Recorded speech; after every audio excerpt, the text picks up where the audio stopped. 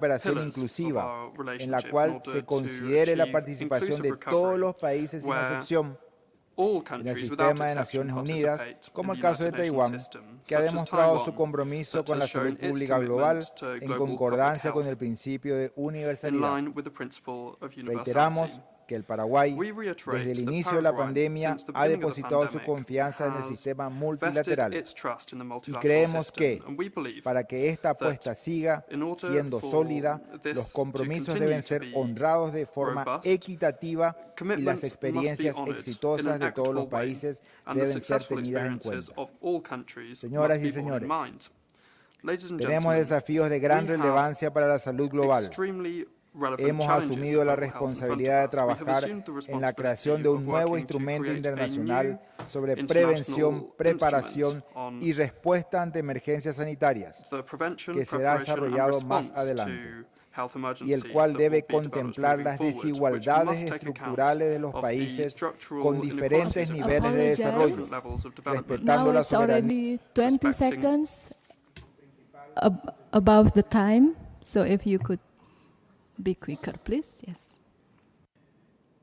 Que será desarrollado más adelante y el cual debe contemplar las desigualdades estructurales de los países con diferentes niveles de desarrollo, respetando la soberanía de las naciones y sus principios constitucionales, trabajando de forma integrada con una visión amplia en pos de este objetivo. Muchas gracias.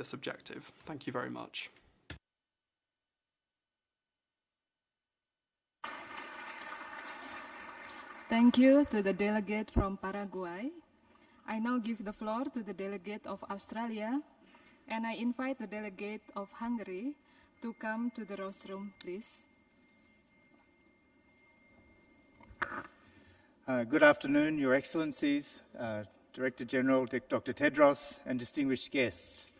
I am honoured to represent Australia, where we have just had a federal election on the 21st of May, and the Honourable Anthony Albanese was sworn in today as Australia's 31st Prime Minister. The Assembly's theme illustrates that peace is fundamental as a condition for health, which is true now more than ever. Australia strongly condemns Russia's unprovoked, unjust and illegal invasion of Ukraine as a gross violation of international law. Australia is gravely concerned at the loss of life and continued attacks on health care facilities in Ukraine. We pay particular tribute to the tireless efforts of healthcare workers and thank the World Health Organization for its ongoing assistance. The foundational role of peace for health is apparent to all of us, particularly at this time. COVID-19 has challenged national health systems, disrupted essential services, and sharpened inequity across the globe as a global community. However, it has also shown the strength of our innovators and the value of working together. Australia is playing an important role in our region. We are committed to equitable access of COVID vaccines and have delivered more than 32 million doses to countries across our region, and we will share a total of 60 million doses by the end of this year. Australia's own response and recovery from COVID-19 continues to evolve.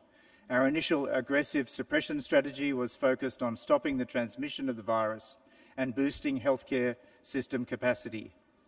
We have achieved a high vaccination rate, protecting the population against severe COVID-19 disease and mortality. Now, as we transition, our main focus remains on protecting our vulnerable groups, particularly now that we have co-circulation of COVID-19 and influenza as Australia enters the Southern Hemisphere winter. It is important that we embed what we have learned through the pandemic and to ensure that we maintain scalable supports for our health system.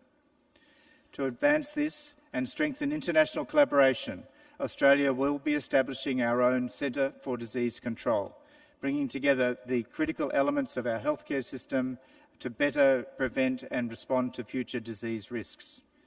This will be necessary worldwide, and the lessons of COVID-19 gives us a strong basis for enhancing our global preparation and response settings. COVID-19 has underscored the importance of working with all partners, including Taiwan, to address global health security concerns. Australia remains committed to building a more resilient global health system with the World Health Organization at its centre. We recognise the importance of sustainable financing to WHO and the governance reforms that must accompany any changes to assessed contributions. The establishment of a new international instrument and strengthening the implementation of the international health regulations presents important opportunities to translate lessons learned from the COVID-19 pandemic and strengthen our collective ability to respond to future health emergencies. Thank you.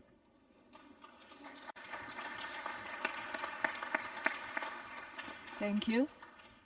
I now give the floor to the Delegate of Hungary, and I invite the Delegate of Spain to come to the rostrum. Madam Chair, thank you so much. Dear colleagues, unfortunately, there is no doubt that we are living through a global period of multiple parallel crises.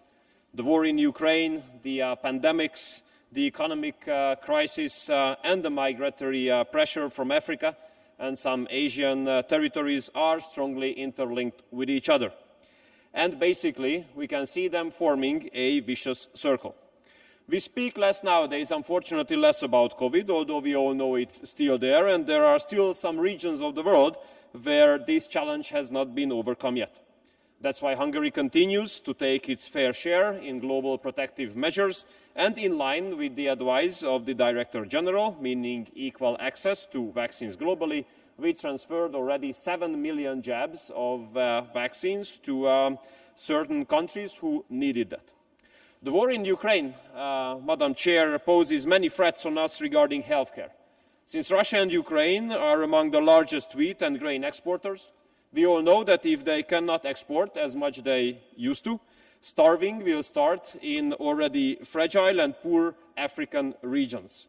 And that can lead to further migratory waves stemming from Africa towards Europe. We all know that mobility and spread of the viruses are strongly interlinked. So further migratory waves will definitely end up in quicker spread of the virus. And we have to have in mind the recent news about a possible outbreak of a new type of virus. So I guess we all agree that it is obvious that we do have to prevent the creation of further migratory waves in the future. Madam Chair, I'm representing a country, Hungary, which is direct neighbor to Ukraine. So war in Ukraine puts a security risk on us. Allow me to highlight two healthcare aspects of this risk. First, so far Hungary has received 712,000 refugees, and many minors of them have not received even the most fundamental vaccines. So I would like to report to you that we provide all of the minor refugees with the necessary vaccination. And the war definitely puts an extraordinary pressure on the healthcare system in Ukraine, so Hungary has offered treatment for the wounded Ukrainian troops in an unlimited extent, and a specialized treatment in our children's hospitals for 130 kids. We all remember, Madam Chair, too well the pandemic of COVID, and we all have drawn the consequence. And this consequence reads that the stronger the international cooperation in this regard is, the more successfully we can overcome the challenges. So therefore, Madam Chair and dear colleagues, it would be really helpful, especially under the current serious challenges, if WHO can remain a platform for professional and pragmatic cooperation to benefit of all of the people. And my last sentence, Madam Chair, if we over-politicize the operation of WHO, we put the successful protection of our people against viruses at risk.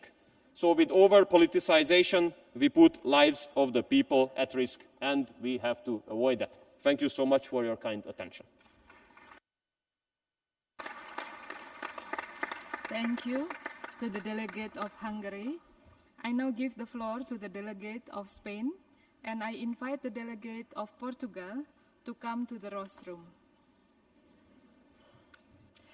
Presidenta, Excelencia, señoras y señores, es un honor participar en esta asamblea, en el órgano de representación de la salud global del planeta. El lema Salud para la Paz, Paz para la Salud, establece el horizonte de esperanza que anhela alcanzar la humanidad. Por eso expreso nuestra condena a la invasión y agresión de Rusia sobre Ucrania, provocando una guerra injustificada e ilegal. Esta guerra, al igual que la guerra de otros lugares del mundo, revela las consecuencias fatales que cualquier conflicto tiene sobre nuestras vidas, porque cualquier guerra nos golpea nuestra común humanidad, como diría Edgar Morin. También golpea nuestra salud, especialmente a los sanitarios, que ven golpeados con ataques a hospitales y misiones médicas que privan del derecho básico a la atención y la salud sanitaria. España, a través del Sistema Nacional de Salud, con la OMS y la Unión Europea, contribuye donando material sanitario, medicamentos, y también hemos puesto a disposición miles de camas hospitalarias y pediátricas de Ucrania. Y también atendemos a los 100.000 ucranianos con tarjeta sanitaria de cobertura universal. Colegas, el mundo necesita paz para avanzar y alcanzar niveles óptimos de bienestar y de salud. Para ello, las resoluciones de Naciones Unidas son imprescindibles. Reivindico todas las resoluciones, pero especialmente la 1325, que reconoce el papel de las mujeres en la resolución de los conflictos, porque la lucha por la igualdad es, ha sido y será la fuerza motriz para lograr un mundo mejor. Sí, un mundo mejor para hacer frente a los desafíos de salud, a la pandemia por la COVID-19, a los problemas de salud mental, a las enfermedades transmisibles y no transmisibles, a la resistencia antimicrobiana, al cambio climático. Quiero expresar el apoyo de España a la OMS para seguir fortaleciendo, porque la COVID nos ha dejado muchas lecciones. Tenemos que dirigir nuestros esfuerzos a garantizar una salud global y mejorar nuestras capacidades. Un ejemplo importante ha sido el desarrollo de vacunas a través de la COVAX. El objetivo compartido es alcanzar el 70% de la vacunación mundial. España contribuye a ello con el 92% de su población vacunada y siendo uno de los países líderes en vacunación solidaria. Esta crisis nos ha enseñado que tenemos que ser conscientes del valor de lo público, que tenemos que reforzar nuestros sistemas nacionales de salud, desde la atención primaria a la atención especializada, impulsando nuevas tecnologías, la inteligencia sanitaria, acabando con los estigmas y la discriminación que afectan enfermedades como el VIH. Estados, queridos colegas, ministros, ministras, la salud global del planeta es nuestro compromiso compartido. Sigamos trabajando juntos para conseguirlo. Como dijo Gandhi, la paz es el camino y la salud es el derecho que garantiza la vida durante todo ese camino. Recorrámoslo todos juntos. Muchas gracias.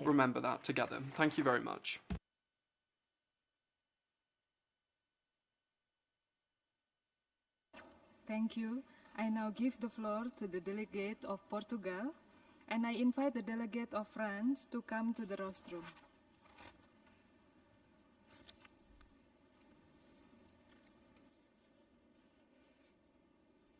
Director General of the World Health Organization, President of the World Health Assembly, distinguished colleagues, ladies and gentlemen.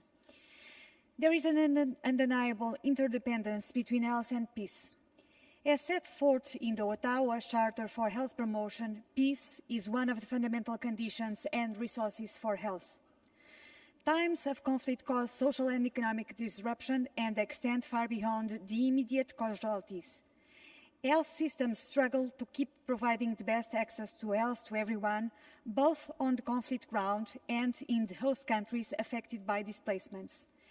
As we stand here today, there are millions of people experiencing the consequences of war, namely in Ukraine. Portugal condemns Russia's military aggression and stands with Ukraine and its people. We will continue to do everything to provide the necessary assistance and support as we have been doing so far, including donating medicines and medical countermeasures, receiving patients and welcoming refugees. Conflicts should be avoided as they will always impact negatively on the lives of the people. Moreover, healthcare workers and facilities must never be a target. We recall one of the basic principles to the happiness, harmonious relations and security of all peoples laid down in the WHO Constitution after the Second World War. It declares that, and I quote, The health of all peoples is fundamental to the attainment of peace and security and is dependent upon the fullest cooperation of individuals and states." End of quote. Ladies and gentlemen, we shall never forget why we are here. Health is our main objective. In this regard, our approach should move from working in conflicts to working on conflicts by designing health projects in such a way to achieve both health and peace outcomes. More than ever, we shall take into consideration the lessons learned from the past 2 years, one of which is the importance of global solidarity. Health should be handled as a bridge for peace. After all, it is the uniting factor and shared aspiration of all people, regardless of their situation. I thank you.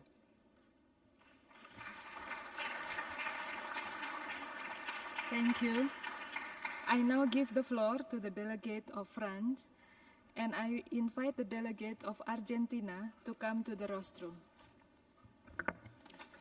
Madame la Présidente, Madam Mesdames et Messieurs les President, ministres, chers collègues, Ministers, colleagues, cette 75e session de this is the l'AMS 75th prend à nouveau World place dans un Health contexte de Assembly. crise Once multiple again, et we are brutale. meeting in a L'agression context militaire where de there la are Russie contre brutal l'Ukraine, crises of avec many la kinds complicité around us. coupable de la The Biélorussie, conflict à in quelques Ukraine, centaines that de is to say kilomètres Russia's d'ici aggression seulement, against Ukraine pèse with sur les the populations culpable civiles, complicity notamment of en matière Belarus, is d'accès aux having a soins ou de significant risque de impact on propagation de maladies civilians, contagieuses. especially in Alors que terms les of access to infrastructures de health santé peinent services, à maintenir leurs the activités danger of ou sont infectious volontairement disease prises pour cible. spreading, and Les we effets de cette find crise that health se combinent avec establishments are ceux de la sometimes pandémie de deliberately Covid, targeted or qui prevented from demeure, operating as en they dépit should. d'améliorations All of this when we toujours still imprévisibles. are grappling with the challenges of La the pandémie a révélé COVID-19 des pandemic, dysfonctionnements which remains majeurs dans notre unpredictable préparation et notre despite réponse our aux urgences success thus sanitaires, en far. même temps qu'elle a mis en It is something lumière that has la clearly had a capacité significant d'adaptation de la impact on the health communauté sector, and internationale it has face à un tel highlighted péril. the Elle a ability surtout of the montré qu'il était international health nécessaire de changer community d'échelle. to deal La crise de la with Covid a such a démontré challenge. plus que It's shown jamais that we need le to besoin up a de gear. We need renforcer to notre architecture change de the sécurité scale that we sanitaire work on. We need to internationale, strengthen the avec global l'OMS health en son centre, architecture.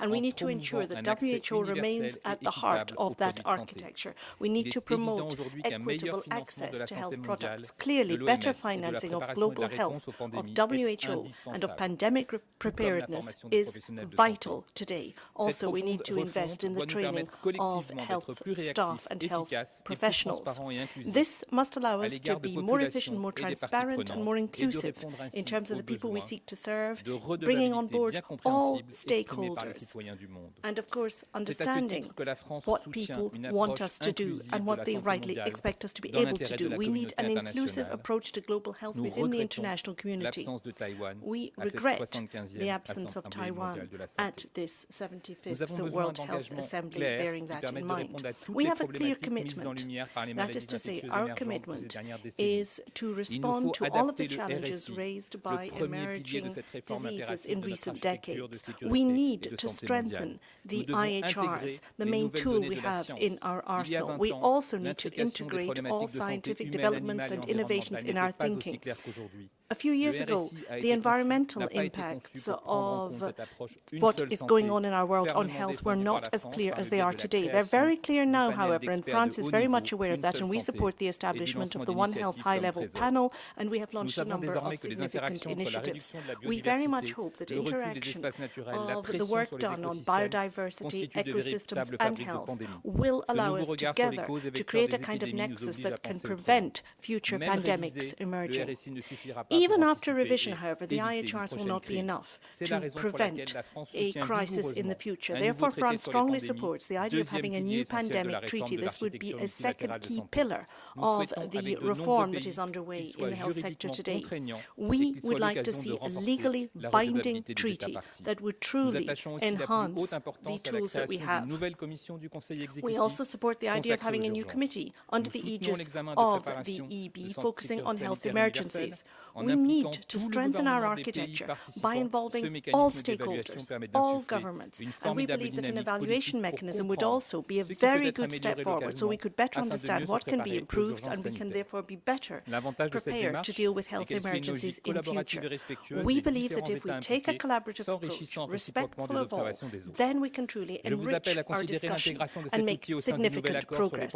I would invite you to think about this tool within the Treaty on Pandemics, because this goes well beyond the IHRs.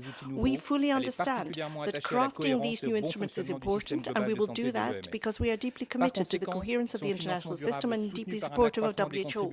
We must therefore see an increase in the assessed contributions, as has been suggested by the Working Party, and that would indeed be a third pillar of the global health architecture. We need to strengthen our health systems so they can be more responsive to crisis. We need to do more on training. We also need to focus particularly on the transmission of disease from animals to humans, and we need to look at the overall environment. This is important in order to enhance global health for everyone and to ensure that we can fight both transmissible and non-transmissible diseases. We understand that this is key to further progress being made in this area. We can only hope that in future we can emerge stronger from the pandemic, and that means we have to look at what we can do with the IHRs, a treaty on pandemics, a robust and resilient WHO, and well-trained health professionals. That way we will be better placed to face the future. Thank you. Thank you. I now give the floor to the delegate of Argentina, and I invite the delegate of Bahrain to come to the rostrum. Muchas gracias, señora presidenta. Thank you very much, President, distinguished delegates. En primer lugar, quisiera At the poner en outset, valor I wish que a to 2 años del inicio de la emphasize the fact pandemia, that 2 years hoy since the beginning of podamos the estar pandemic, en today, la primera Asamblea we're Mundial de la finally Salud able con to have the formato first 100% presencial. 100% in-person Es muy World importante Health que nos tomemos el Assembly. tiempo para It's mirar very hacia important that atrás, we take the time para ver to el camino look back recorrido y at the recordarlo road covered para nunca más and remember que it so nadie that pueda never decir que la again salud no es una prioridad. anyone can say Aprovecho that además health para is not a reconocer el priority. I'd trabajo also de todo el like to equipo de recognize the salud, de las work of trabajadoras y the trabajadoras en cada of rincón all del healthcare mundo workers y the agradecer world al over, director and general, thank the como a todo Director el General personal as de la well as Organización Mundial de all la of the Salud staff of the y de World los Health gobiernos por el Organization trabajo realizado and y the celebro governments for este the work encuentro. undertaken to arrange this Argentina meeting. es un país de paz. Argentina is a Rechazamos country of cualquier peace. guerra We en cualquier reject lugar del all planeta. wars wherever they Por lo take tanto, place in seguimos the con world. mucha Thus, preocupación y we are lamentamos extremely profundamente el concerned and we conflicto profoundly bélico en Ucrania. regret the armed conflict Su in impacto Ukraine negativo en los derechos and its humanos, negative incluidos impact los on human derechos rights a la that vida, include the a right la to salud, life, la alimentación, health, la educación food, y la vivienda en ese education, país que and ya está housing in impactando that en todo el country. mundo. And this is already having an Reafirmamos nuestro impact más across the firme world. pedido de paz, We ya que es reaffirm inconcebible our que luego strongest de más de appeal 2 for años peace. de haber transitado una It crisis is humanitaria, la más inconceivable dura that del after 2 siglo, years se plantea un of conflicto this bélico que pandemic, profundice más el the worst sufrimiento de los pueblos. health crisis Hago in the mías las century, palabras you're de la seeing an Asamblea, armed salud conflict por la paz y that paz is por la worsening the salud. suffering of people. I Tenemos que align ser with the theme of this conscientes que por assembly. mucho que lo deseemos, la pandemia Health no for ha peace and peace terminado. for health. El aumento del número de However, casos en mi país es The muestra de pandemic ello. is not Y la over, gran diferencia and my entre country diciembre is seeing del a huge amount 2021 of hasta ahora que explica cases, and que ese incremento the de huge casos no difference, se haya nevertheless, between traducido December en tensión 2021 en and nuestro now sistema de is salud that son las the vacunas. increase in cases Tenemos hasn't que put redoblar los huge pressure on our esfuerzos health para ampliar services, and el that's thanks acceso to a la vaccines. We vacunación must en ramp todos up los our países efforts del in order to mundo. broaden Es access to inadmisible vaccines que in a más all de un countries in año y the world. medio de It's la autorización de unacceptable emergencia de la that primera a year vacuna and a contra half since COVID-19 the y first conectados con COVID-19 vaccine was importantes authorized, sobrestock, existan todavía and while países there are que no han states with accedido a surplus estos stocks, insumos there y are que still tienen bajos countries that porcentajes have de not vacunación. accessed Esto representa un fracaso these moral del provisions sistema de and that have low cooperación vaccination multilateral y rates. regional que debemos corregir de This inmediato is y a tener en failure cuenta of para the regional futuras and multilateral emergencias. cooperation El system, and we fortalecimiento de las must correct capacidades this immediately regionales para la in order producción de insumos críticos to es respond clave better para este during future objetivo. emergencies. Argentina está Strengthening muy regional orgullosa de capacity haber to sido produce the seleccionada critical por la inputs is OPS key for OMS this como hub objective, en and la región Argentina de is las extremely Américas proud para to la have been producción de selected by the vacunas de WHO and plataforma PAHO as a ARN hub in the mensajero. Americas region for Son the production enormes of los desafíos que nos ha dejado mRNA esta vaccines. pandemia. Seguramente The surgirán nuevos challenges that have been desafíos, left by this sin duda. pandemic are Síndrome huge, post-COVID, and hepatitis graves de etiología we're desconocida, seeing viruela símica, post-COVID posibles syndrome, brotes de enfermedades serious inmunoprevenibles, hepatitis, enfermedades unknown crónicas, enfermedades etiology, poco frecuentes, enfermedades monkeypox, possible desatendidas, outbreaks of diagnósticos tardíos de vaccine-preventable enfermedades diseases, oncológicas, chronic resistencia diseases, antimicrobiana, salud sexual y reproductiva, violencia de género, cambio climático y, por supuesto, el impacto en la salud mental, entre muchos otros. Un eje clave que ha anunciado nuestro presidente de la Nación como una prioridad para su gestión es una estrategia federal de abordaje integral de la salud mental y los consumos problemáticos. Tenemos la convicción que no hay salud sin salud mental, no hay salud mental sin justicia social, y agradecemos el apoyo de la OMS y la OPS en este desafío. También la pandemia nos dejó un mensaje muy importante. Comprender que de las crisis más profundas surgen las grandes oportunidades y tenemos la responsabilidad de aprovecharlas.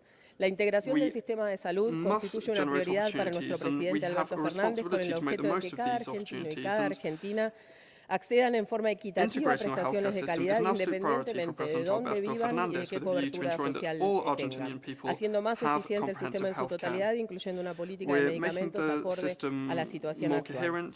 Señor director, señora presidenta, tenemos la oportunidad, pero sobre todo la responsabilidad ineludible de relanzar una agenda sanitaria global que exige más integración regional, más cooperación, más desarrollo, pero sobre todo más solidaridad y más empatía. Solo así podremos fortalecer la agenda 2030 en el desarrollo sostenible del mundo después de la pandemia. Muchas gracias. In the world after the pandemic. Thank you very much. Thank you. I now give the floor to the delegate of Bahrain, and I invite the delegate of Russian Federation to come to the rostrum.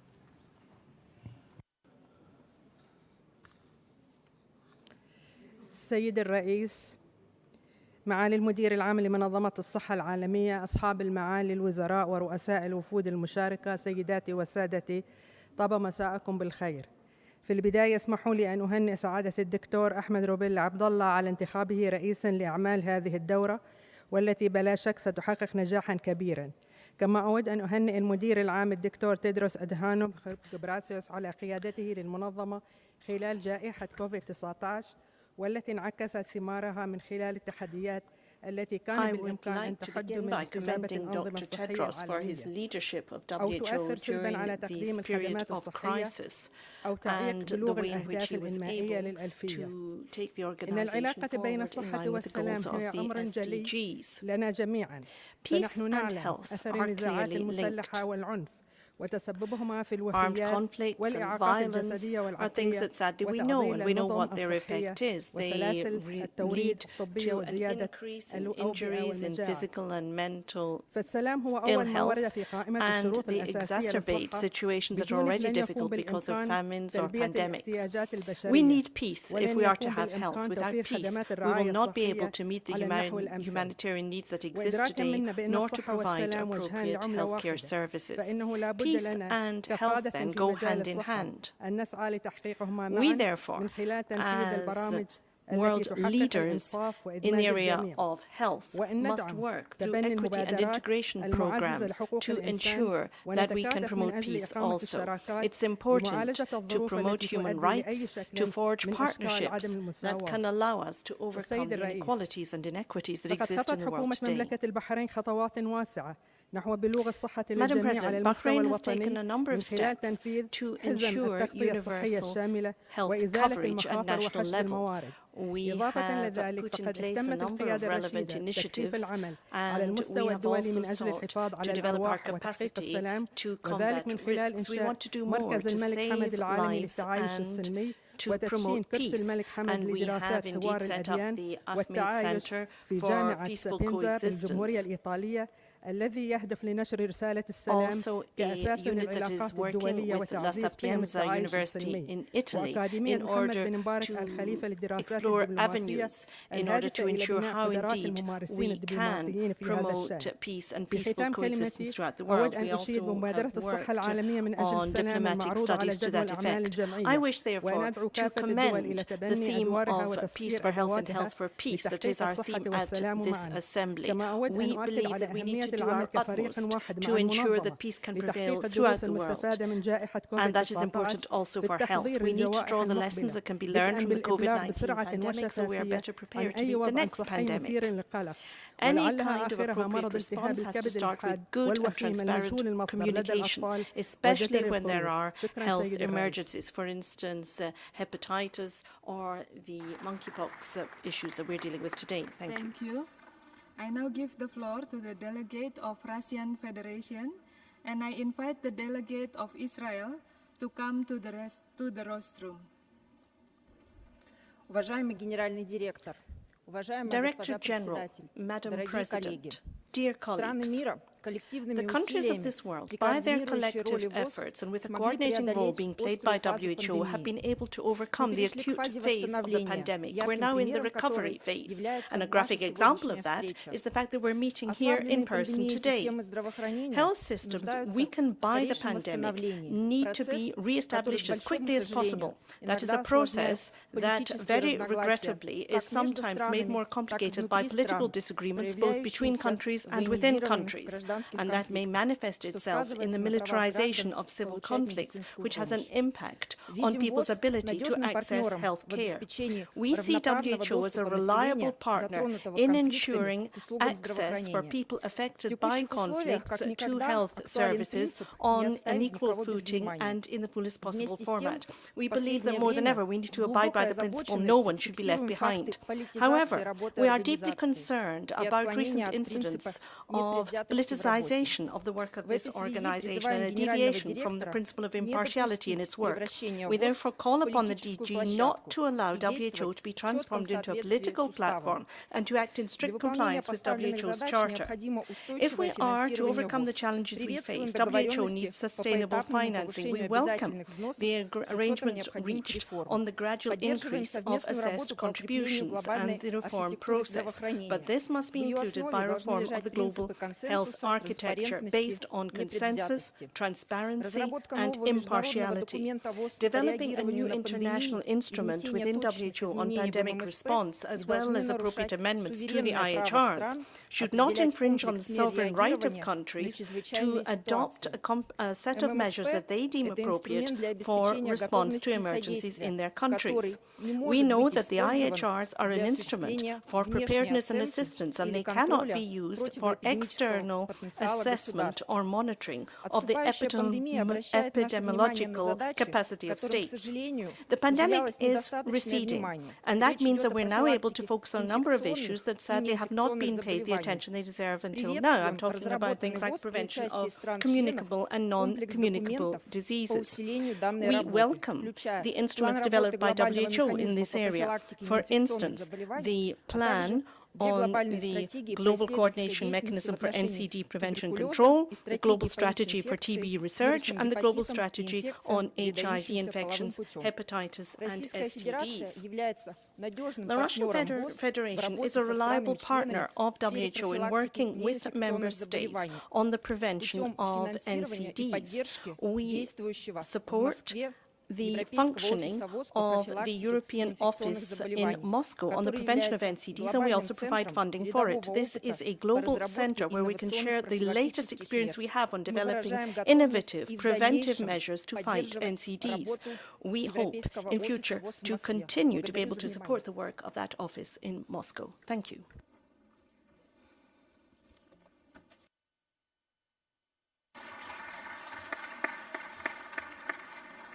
I now give the floor to the delegate of Israel, and I invite the delegate of Mozambique to come to the rostrum. Thank you, Chair. Estimated colleagues and friends, it is my great honor to address the 75th World Health Assembly on behalf of the State of Israel. It is hard to overstate the importance and the timelines of the choice of the theme for this year, Health for Peace, Peace for Health. After all, in time of conflict, the most vulnerable members of society are the ones who suffer the most.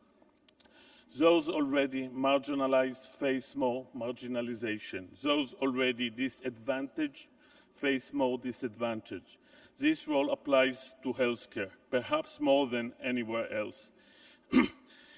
If we prioritize healthcare for those most vulnerable in times of conflict and of peace, we can uphold dignity and well-being for all. In enhancing ties between nations, we're better to start than health. Health is a bridge that connects the basic needs of all humanities, and it is vital that all countries around the globe have a voice in this sacred mission. Israel attaches great importance to an inclusive participation in the WHO Assembly for the benefit of the global health, as was custom in the past, and hope a way to enable it will be found. It is this spirit that Israel has deployed a state-of-the-art field hospital in Ukraine, with Israeli medical professionals treating the injured and saving lives around the clock. Also, just 2 years ago, Israel signed the Abraham Accords together with its new partners for peace. This historic agreement has paved the way for budding friendship and blossoming cooperation in great many areas, health among them. Delegations have been received and sent, and working groups formed on topics that will benefit the health of all of the people of the region. We have visited each other's medical facilities, heard from leading experts, and shared knowledge in cutting-edge fields of medical science and technologies. And in just 4 months' time, Israel will be hosting the WHO 72nd European Region Committee. Leaders and policymakers from around the world will gather in Israel to impart knowledge and share in experience. All of this reinforces one simple truth. We have much to learn and to gain by working one another. We are looking forward to continuing to embrace the spirit of cooperation by reaffirming Israel's commitment for working together with our friends and partners across the globe to advance the health and the well-being of all. Thank you. Thank you. I now give the floor to the delegate of Mozambique, and I invite the delegate of Germany to come to the rostrum.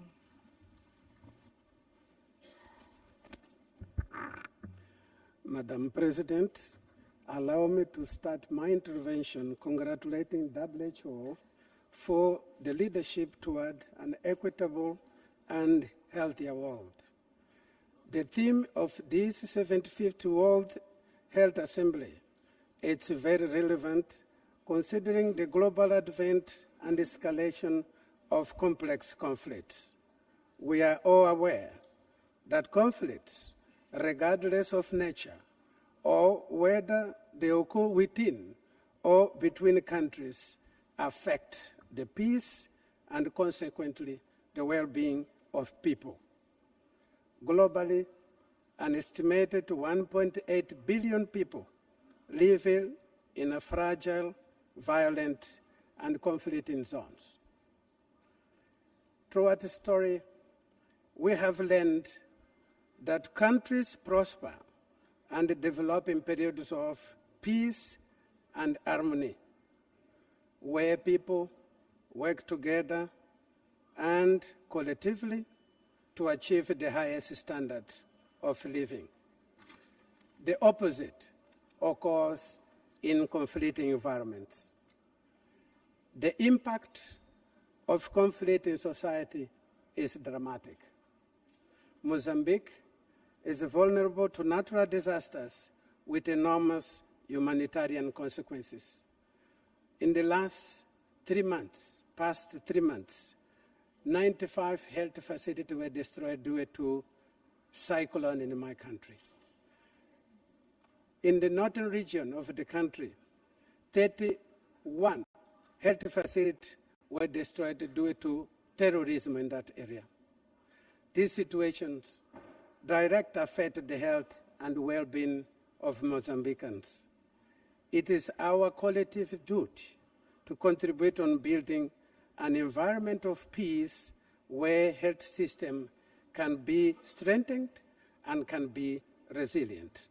for peaceful, equitable, and a healthier world. I thank you for your attention.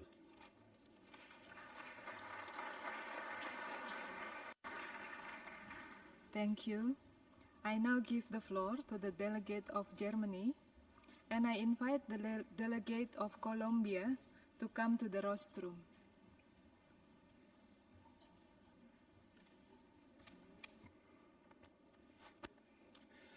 Dear Director General, Dr. Tedros, ladies and gentlemen, Germany aligns itself with a statement itself delivered by France on behalf of the European Union.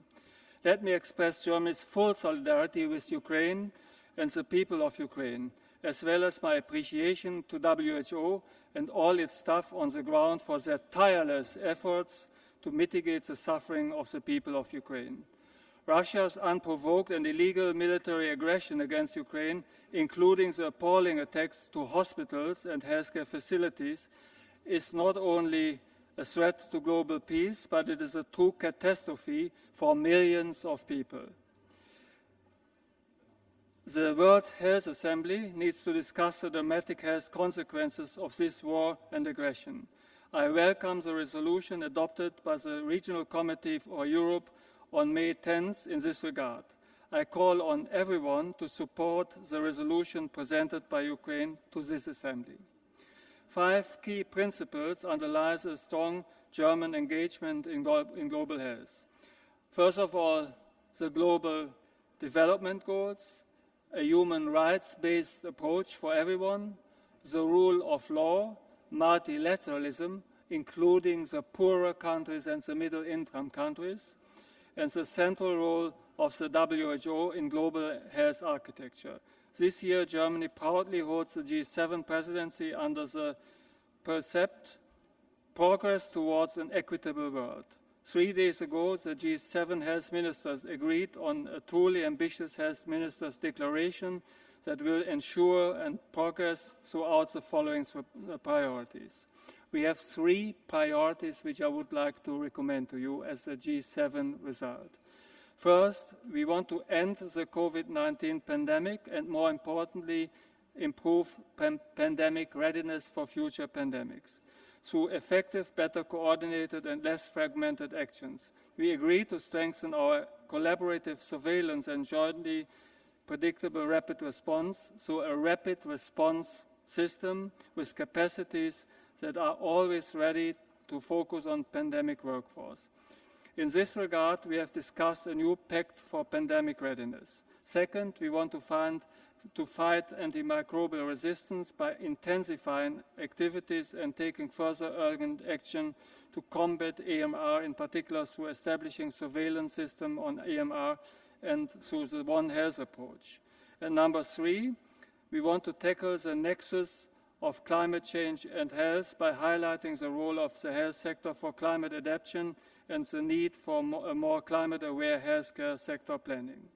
We need to learn from the ongoing pandemic. No one should be left behind. There must not be any blind spots on the map.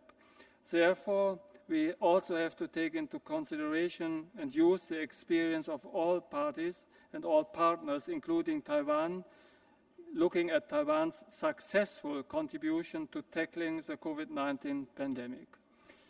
We need to ensure a well-functioning and solid financed multilateral healthcare architecture with a solid financing of WHO regarding the allocation of funds that are clearly reflected in its mandate and governance. It is my pleasure to announce that Germany is the first country to pledge its fair share of Act A in 22. We commit 1.3 billion euro. This will not only contribute to saving the lives of millions, but also add to the economic recovery. I'm particularly pleased that out of this contribution, 320 million euro are allocated to WHO. Germany is a driving force to the help that wants to ensure WHO remains agile and is financed sustainably. Currently, we are the single largest donor of the WHO. Even though we are already providing highly flexible resources, we will be providing a larger share of our future funding through core voluntary contributions in line with the recommendation of the Sustainable Financing working group. Thank you for the attention. Thank you. I now give the floor to the delegate of Colombia, and I invite the delegate of Norway to come to the rostrum.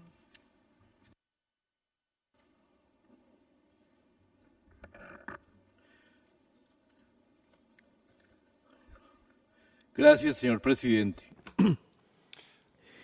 Quiero iniciar mi intervención agradeciendo la invitación a esta sesión 75 de la Asamblea Mundial de la Salud. Quiero extender un cordial saludo al director de la OMS, señor Tedros Adhanom, a la mesa directiva, a las delegaciones de los países asistentes. Transcurridos 2 años y 4 meses desde la declaración de la pandemia por COVID-19, se ha puesto en evidencia la urgencia de incluir a la salud en todas las políticas, que el enfoque de One Health sea transversal a toda la construcción de políticas públicas y a la construcción de la paz. La salud como puente para la paz y la paz como puente para la salud. En Colombia, la salud para la paz significa contar con un esquema de cobertura universal con aseguramiento del 99% de la población colombiana y uno de los menores gastos de la región de las Américas, solamente el 17% del total de gasto como gasto de bolsillo.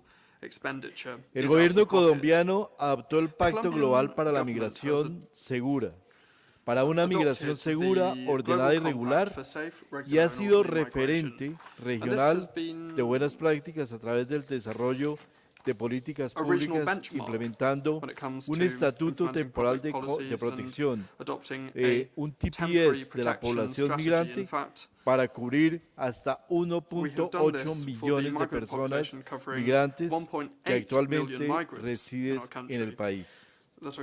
Esto implica costos por más de 243 millones de dólares que se deben cubrir del presupuesto colombiano. El Ministerio de Salud implementó una estrategia de afiliación complementaria, dado que el mayor problema para los migrantes y el mayor problema de financiamiento para la financiación de población migrante es la cobertura en salud, y bajo este esquema de afiliación a nuestro sistema de seguridad social de los migrantes residentes en Colombia, afiliaremos 900.000 migrantes al finalizar el año 2022. En la actualidad ya se encuentran afiliados al sistema colombiano de seguridad social más de 400.000 ciudadanos no colombianos. Para mi país, la salud para la paz implica que para los ciudadanos de zonas golpeadas por la violencia tengan más y mejores servicios. La territorialización de los servicios de salud busca mejorar nuestras redes de atención en las zonas rurales, reconociendo que hay dificultades muchas veces en la oportunidad y calidad de la atención. Por ello, nuestro Plan Nacional de Salud Rural busca avanzar en el cumplimiento de los Objetivos de Desarrollo Sostenible 2030, los cuales son una hoja de ruta para la paz. Pronto, igualmente, haremos oficial nuestra nueva estrategia de cooperación y relaciones internacionales del sector salud y protección social de Colombia 2022-2031, que buscará comprometer a la comunidad internacional y trabajar con Colombia con los países de la región, muy especialmente con los países del Caribe y con otros países de la región latinoamericana. Señor presidente, estamos entrando a una época post-COVID, lo cual nos debe permitir empezar a realizar diferentes balances, y la realidad que nos indica la pandemia ha ocasionado adversidades y sufrimiento generalizados y ha repercutido en muchos determinantes del bienestar y de la salud mental.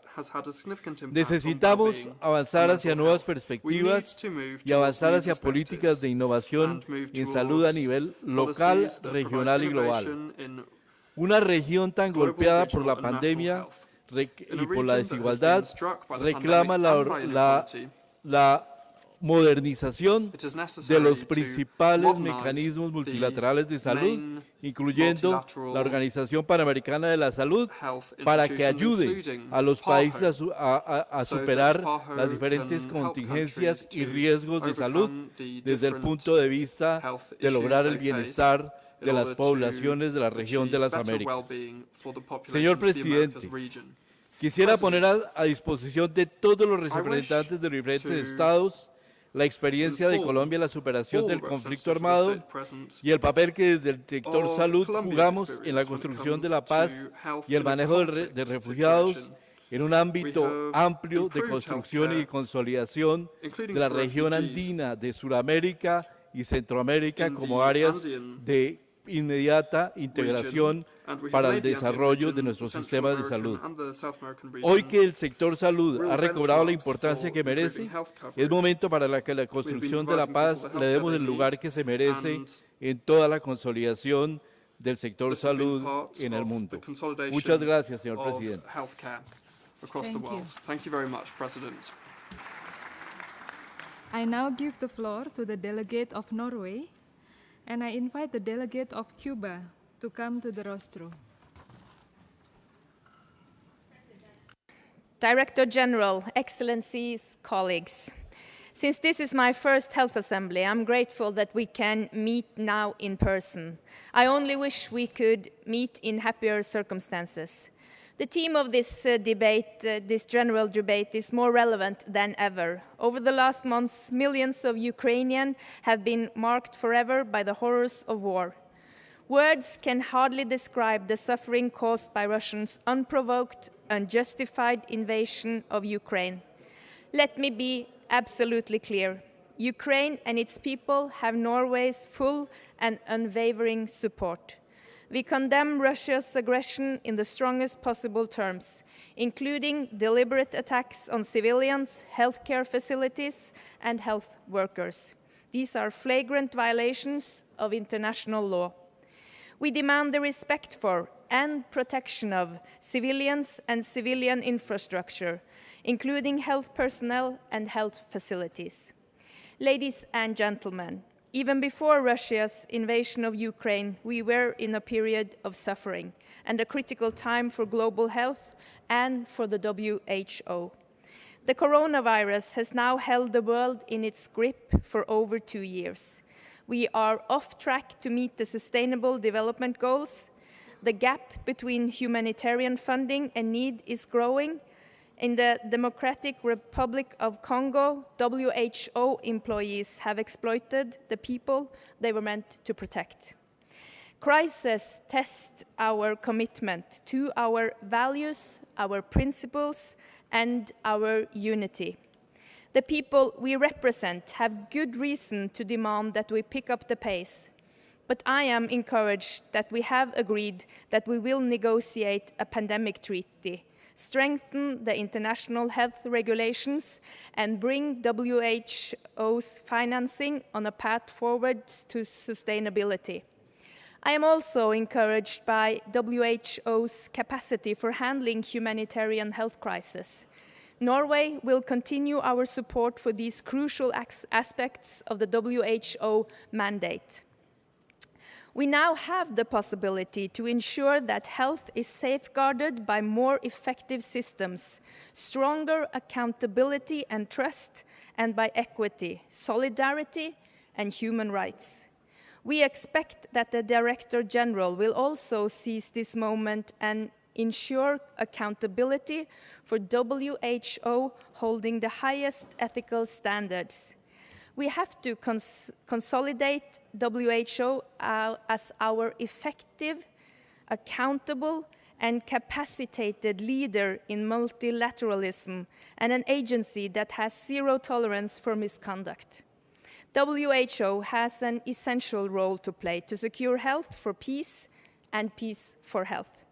When this and future health assemblies consider the war in Ukraine, the pandemic treaty, and the reforms of WHO, let us remember that when we stand together, united by values and principles, we are strong.